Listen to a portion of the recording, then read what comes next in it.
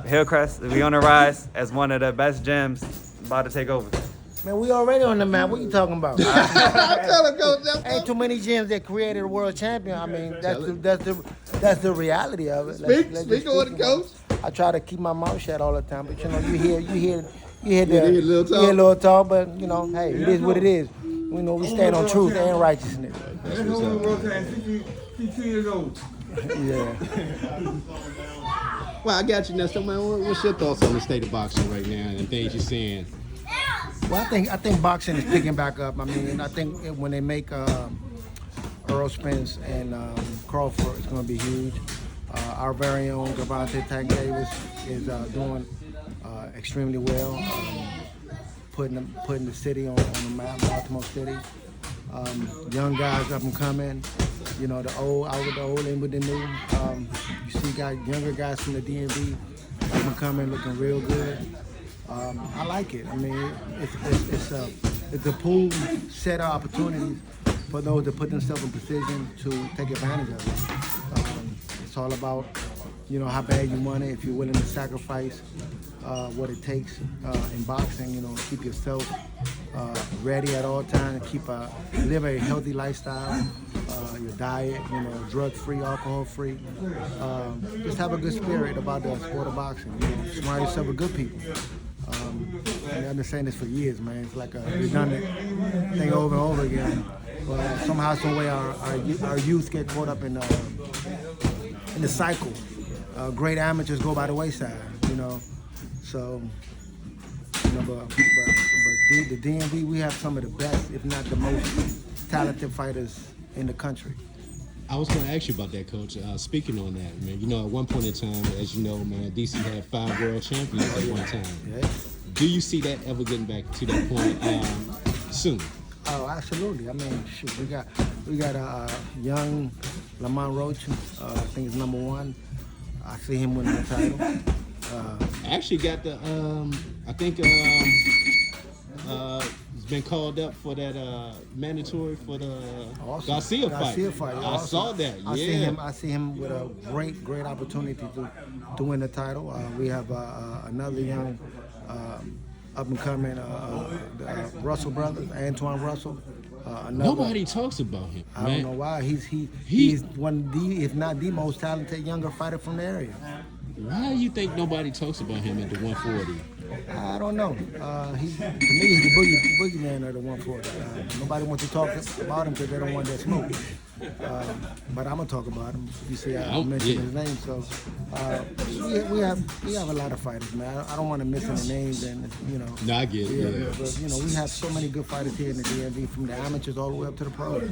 It's just a matter of, like I said, putting yourself in position. Getting the opportunity, and when the opportunity comes, take advantage of it. You know, boxing is a short window. So when you get there, it's about making money. It's about making money. Let me say that again. Because when you're out, they'll select us, and then you're left with a career that's done, and you got to pick up something else. So, you know, you're here. I got to ask you about this, Coach, man. Serious question, man. I know a lot of people don't probably talk about this when I ask this, man. When it comes to the talent in our area on an amateur level, man, do you think we'll get that opportunity to see them go against each other in the ring locally and stuff like that, besides seeing them maybe in the championship at the Nationals, like, for example, that you're seeing with a Ben and Quincy? Yeah. I mean, I think you can. I mean, we saw with Ben and Quentin. I mean, that was huge. But from my perspective, I think that many times top-level fighters aren't looking to fight local fighters to outshine each other. No, they're looking to build and wait for an opportunity like what just happened. I mean, 1-on-1, the Olympic trial is not good. I mean, that's work. That's huge. Can you imagine if they've been fighting each other 2 or 3 times? They already know each other. So when they get there, it's more of a rolling the dice. You understand what I'm saying? Mm-hmm. So, you know, some coaches may look at it from that strategic aspect of it. Others don't care. They'll fight everybody, whoever they got. It all depends about, you know, what your preference is and how you move your fighter. I mean, you could talk about me. I don't fight a lot of guys from the area. unless we're in the tournament or in the championship. But if the opportunity presents itself, it is what it is. I mean, it's just a fight. I mean, it ain't nothing personal for me. It's all about development and getting the right opportunity to fight the right time. Make sure your fighter's not overmatched. Make sure he's in a position to fight and compete up to the level of his development. I'm big on protecting the fighters, making sure they don't get hurt, because I ain't gonna lie, Coach. longevity of the sport is what you got to look at. I ain't mean to cut you off. I ain't gonna lie about that part. What you said, as far as level of competition, I hate when there's a big mismatch in the You see a lot of that, though. I can't stand that, Coach. You see a lot. Can't of that. stand it. You see a lot of that, and for me personally, I always try to keep my fighters on an even plane, because boxing is so barbaric, if I want to use that word, barbaric. It takes so much from you, and at the end, all it does is spit you back out and say, I'm done with you. So for the amateurs, for the kids, I always look to protect them as much as I can until you're in a fight where you're in a tournament and there's no way to you got to face who you got. Yeah, exactly.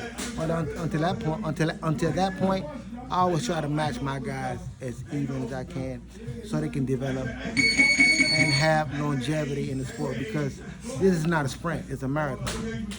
You can be real good today and next year you're done, because too much wear and tear on the child. It's like playing football. That's a great point what you said, Coach. When you find kids that might have over 100-some amateur fights, is there any studies on brain scan or CTEs with these amateur fighters that have like over 100-some fights? I always wondered that. Like, what's the brain? I'm not sure if there is, but just speaking from my experience, my own experience, I mean, I fought in the amateurs, I fought in the pros, I coached, on the lower level, mid-level, high level. So over a period of time, you kind of get to know these things, and you get to observe certain situations from different fighters. Because every fight is different. You can have a kid who can just take over and fight anybody. You have another kid who just have to slowly develop. Man, you might have another kid, you say, man, he's not ready to fight at all. So it all depends on the perspective of the fighter and the coach. You have some coaches that they just go hard. I mean, it's sink or swim, they say. Either you're gonna sink or you swim. Well, that's each and every one's prerogative. As for me, I take a slow pace at everything, because boxing is it's the longevity of the sport. It's wear and tear. And if you really want to do something in boxing, you have to take care of your body in all aspects, including living and training. Speaking of that, I had a conversation with Keith Holmes, former two-time champion Keith Holmes. And we were talking, and I was asking him a question about fundamentals in kids today. Is the fundamentals lost? And he felt in some ways, yes, that a lot of fundamentals are lost, that a lot of coaches aren't teaching the fundamentals anymore. They're just throwing them in there sparring, not teaching the jab, not teaching how to move on the back foot or anything of that nature, head movement. Do you see do you see that? I see it to a certain aspect. I think, in many times, from my perspective, fundamentals are being taught. But the fighter is more focused on hurt, impact, on getting to that spot fast, and things of that nature. So they tend to lose the technique, because they focus on what they want to see on TV, knockouts, impressive performances. So they tend to take away the fundamentals, which is the basic, which is what actually is going to keep you in the sport. So I see it like that. But as far as the coaches, you have some coaches that are just go. But from the coaches that I know, that I've seen, many of them, if not all of them, I've seen them teach step, block, counter, move. And you see, in the beginning of boxing, you see them applying that. But then when they get to a certain level, or when they're, when other things arrive, they lose track of what actually got them to that point. And then everything goes by the wayside, if you understand what I'm saying. Great point. Man, that's great conversation, Coach, man, because that's something a lot of people need to hear and want to hear a coach's perspective on that when it comes to that. Man, I truly appreciate your time. You got it, boss. All right. There we have it, HillCrest.